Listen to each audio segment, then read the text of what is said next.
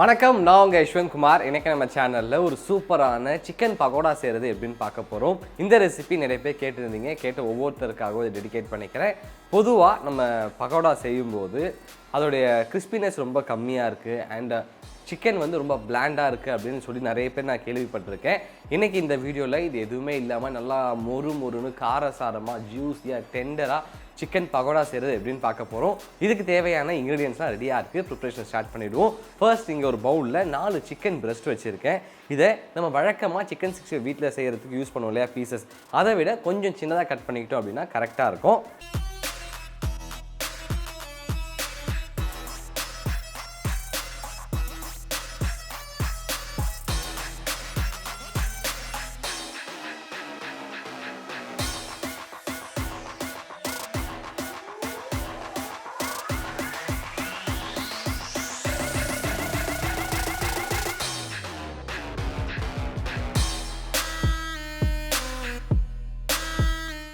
நம்ம சிக்கனை நல்லா சின்ன சின்ன பீசஸாக கட் பண்ணியாச்சு. இப்போது இதை எடுத்து வேறு ஒரு பவுலில் மாற்றிக்கலாம்.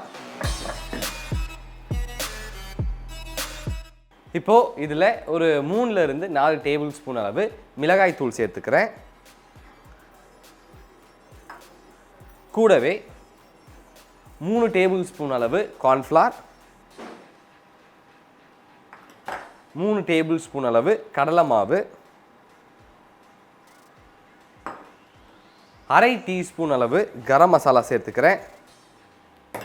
அடுத்து நல்ல ஒரு மனம் கொடுக்கறதுக்காக 1 டீஸ்பூன் அளவு இஞ்சி பூண்டு விழுது சேர்த்துக்கலாம். எந்த அளவுக்கு முடியுமோ அந்த அளவுக்கு இஞ்சி பூண்டு பேஸ்ட் நல்லா ஃபைனாக அரைச்சிக்கோங்க. அப்போ தான் நம்ம சாப்பிடும்போது இஞ்சியுடைய நார் தெரியாமல் இருக்கும். அடுத்து இது கூடவே தேவையான அளவு உப்பும் சேர்த்துக்கலாம்.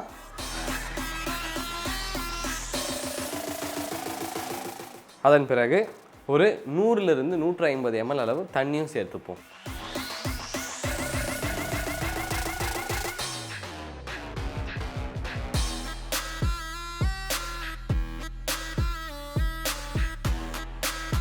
இதை நல்லா மிக்ஸ் பண்ணியாச்சு.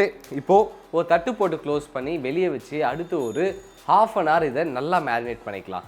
நம்ம சிக்கன் ஒரு 1/2 அன் ஹவர் நல்லா சூப்பராக மேரினேட் ஆகிடுச்சு. இதை நம்ம ஃப்ரை பண்ண போகிறோம். அதுக்காக இங்கே ஒரு கடாயில் பொரிக்க தேவையான அளவு எண்ணெய் ஊற்றி வச்சுருக்கேன். இப்போ நம்ம சிக்கன் எடுத்து எண்ணெயில் போட்டு பொரிச்சு எடுத்துக்கலாம்.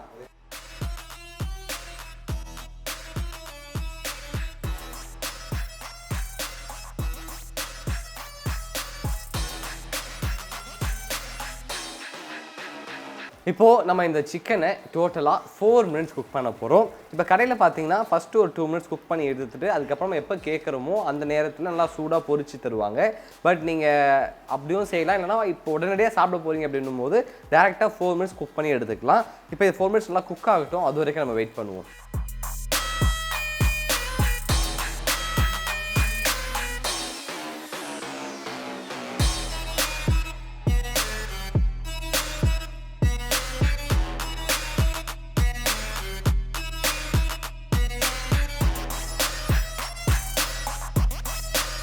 நம்ம சிக்கன் பகோடா நல்லா ஃப்ரை ஆகிடுச்சு. இப்போ இதை எண்ணெயிலிருந்து எடுத்து வேற ஒரு பிளேட்டில் மாற்றிக்கலாம்.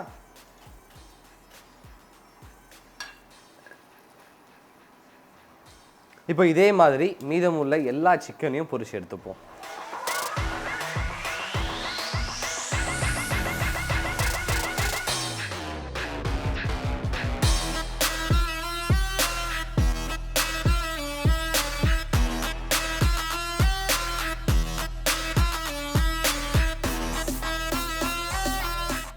எண்ணெயிலிருந்து எடுத்ததன் பிறகு இதை எடுத்து அழகாக ஒரு பிளேட்டில் போர்ஷன் பண்ணிக்கலாம்.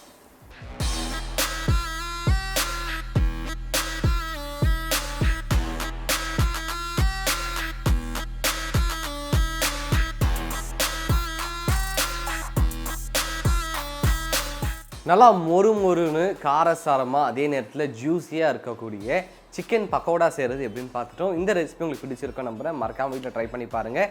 ட்ரை பண்ணி பார்த்துட்டு உங்களோட ஃபீட்பேக்கை கீழே கமெண்ட் பண்ணுங்கள். இதே மாதிரி இன்னொரு சூப்பர் ரெசிபியோட உங்களை நான் சந்திக்கிறேன். And bye from Yashwant.